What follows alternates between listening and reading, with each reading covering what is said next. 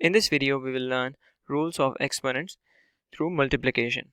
Let's say we have 3 to the power of 8 times 3 to the power of 7. So in order to solve this and leave the answer in the exponent form, if the question is asking you, make sure the base is same. As you can see, both the numbers are same, which is 3. First we write the base, and what is the power?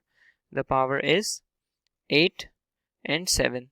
So the power will be added 7 plus 8 or 8 plus 7, and the answer will be 3 to the power of 15. Okay, and that is the answer. Let's take a look at a different example. Let's say we have 2 to the power of 5 and we multiply that with 2 to the power of 8.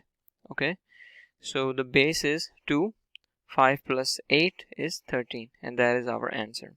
Okay, so I showed you two examples. Try to do this problem by yourself. We have 5 to the power of 10 times 5 to the power of 16. So try to solve this, write the base and add the powers together along with this problem as well.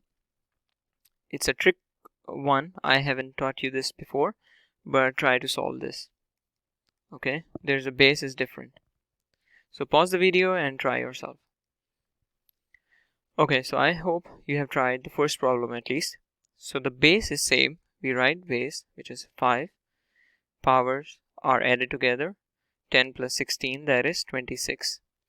And the answer for this one will be actually the same, because there is not a single base that is same. So we leave it as it is, and that is our answer.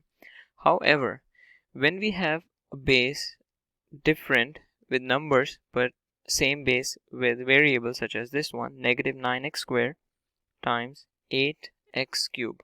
As you can see, numbers are different but the base is still the same, which is x. So what we do is we simply multiply the numbers first, which is negative 9 times 8, that gives us negative 72. Then we multiply the base. Base is what? X, and the powers are 2 and 3. So 2 plus 3, that is 5. Okay, that is our answer. Let me show you one more example. We have negative 12x squared times 5x. So again, the numbers are different but the base is the variable x. So we multiply negative 12 times 5, this right here. So we get negative 60, and the base is x, and the powers are 2 and 1. 1 is always given, remember, we don't write that. So 2 plus 1, that is 3. Okay, so that is our answer for this one. Let's try this time. Let's say we have 5x, okay, times 10x squared. So what do you think is the base? And try to solve this problem by yourself. First pause the video and try yourself. Okay, so I hope you have tried at least the first step. So what we do is we multiply 5 times 10, because they are not the base, x is the base. There has to be some base, otherwise we cannot solve the problem. It will be just like this one.